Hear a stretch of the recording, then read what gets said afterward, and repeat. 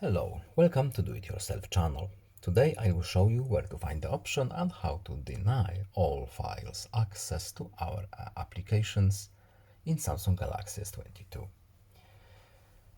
So where to look for this option and how to deny our to deny access to our apps, folders, etc. So settings, of course, then we are looking for applications here, and then three dots menu right here, special access, and at the top we have all files access. These are applications that have access to all files on our phone.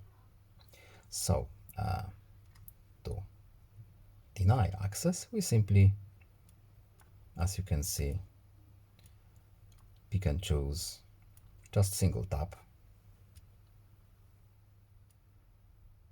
and that's it.